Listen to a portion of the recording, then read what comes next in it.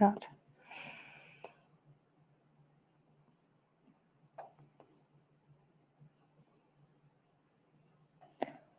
All right, so we are going to do 3-6, analyzing lines of fit with your graphing calculator. So guess what you're going to need today?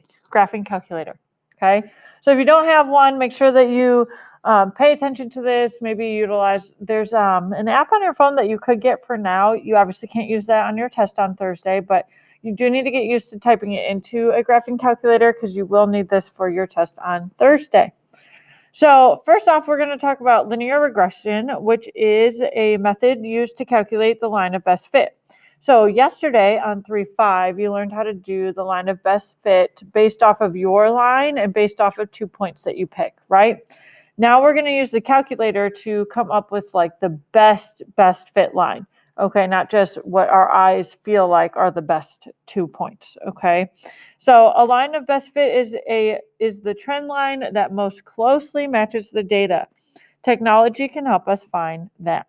Okay, so we're going to use our this chart, okay? And basically we're looking at the graph of data, okay? And it says, is there a correlation? So looking at that graph, it does look like it increases, right? It looks like, you know, maybe if I were to draw it in there, it'd be something like that, right? So yes, it looks like there is a correlation. Specifically, it looks like positive correlation. Oops. Okay, I should probably write the word yes too, because there is a relation, right? So it says, if yes, find the line of best fit. And the line of best fit is the function that best represents the data in this set. So there are a couple different blocks here, okay? We are going to enter it in our calculator.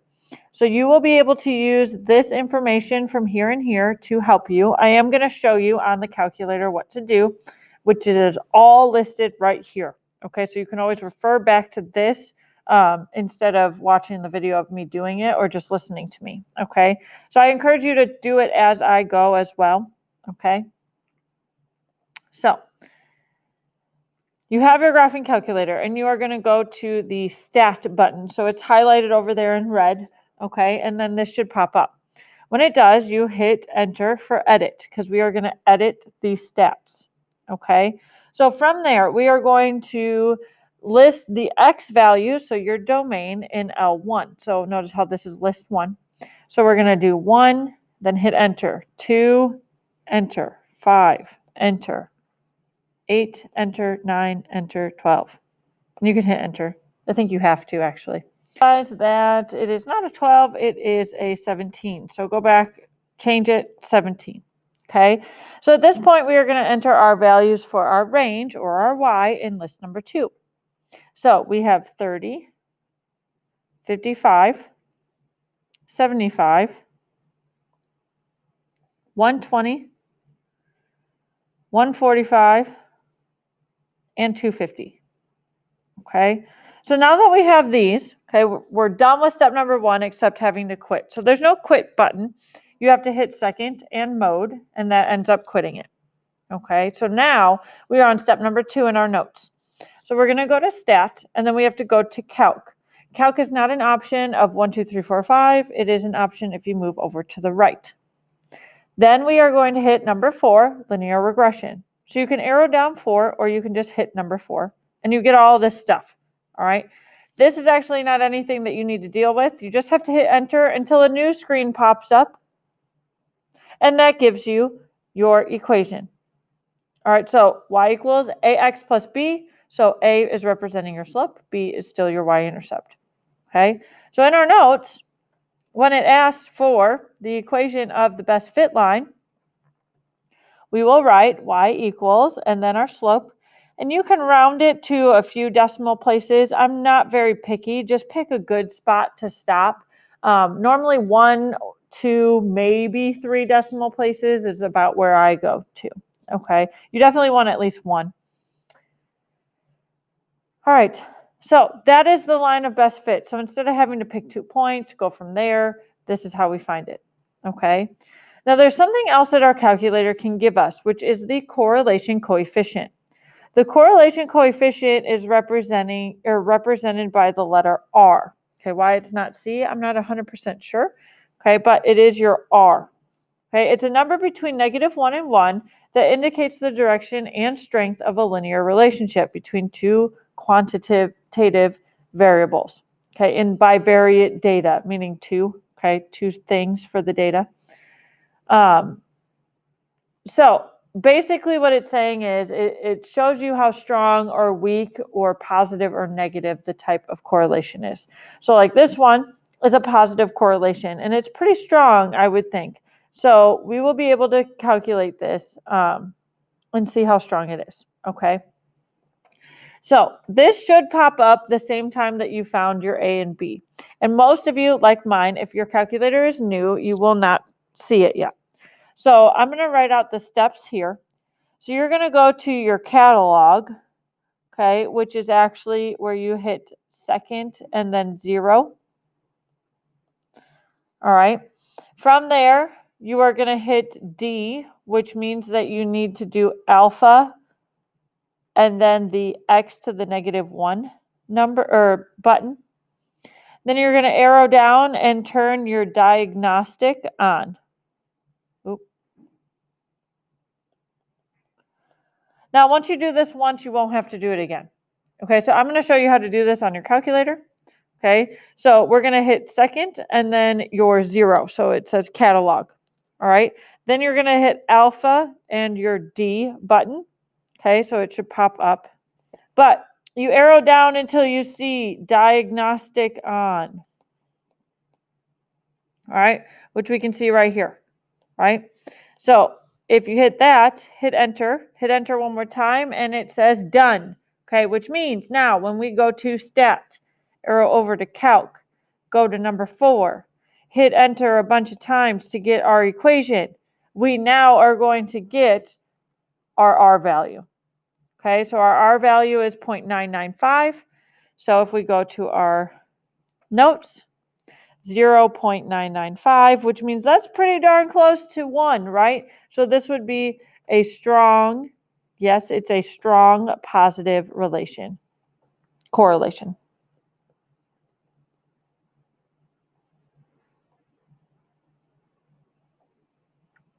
Okay, so we're going to do this again. I won't show you the calculator all that often.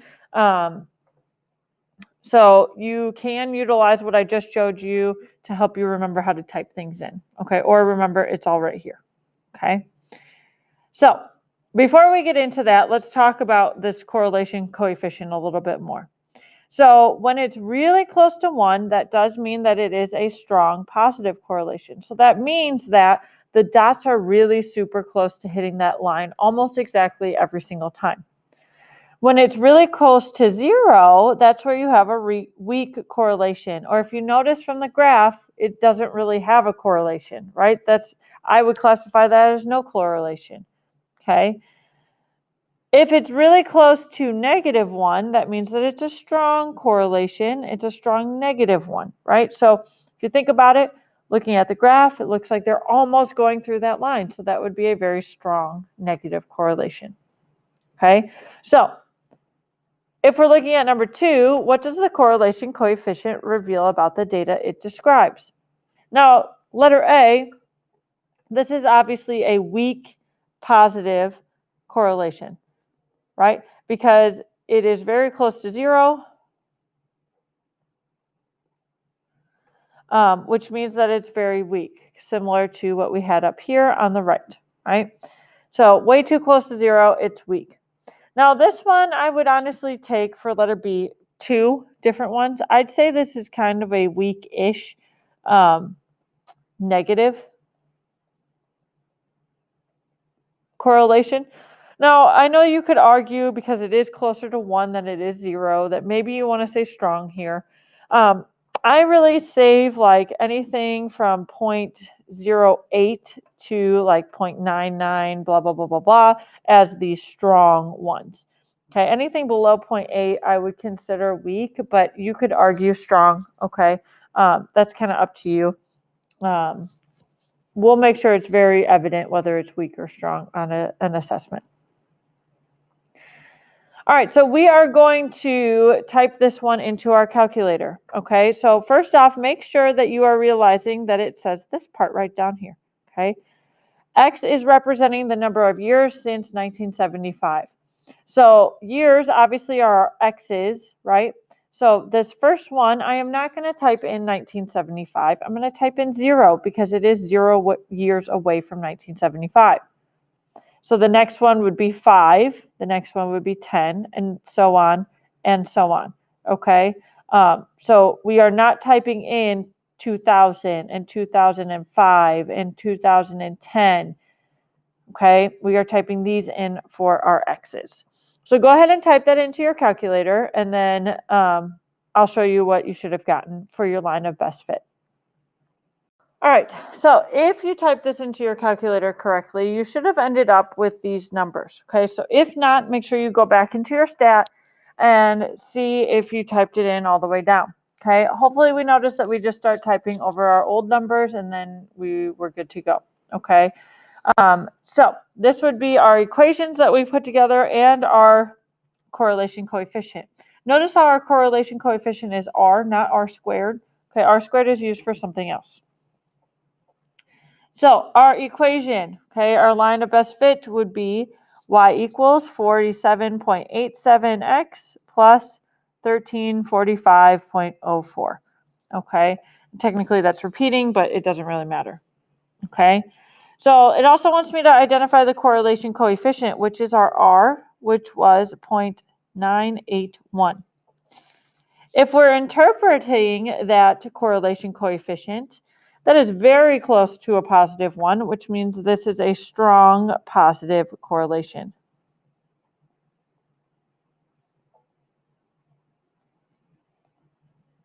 Okay.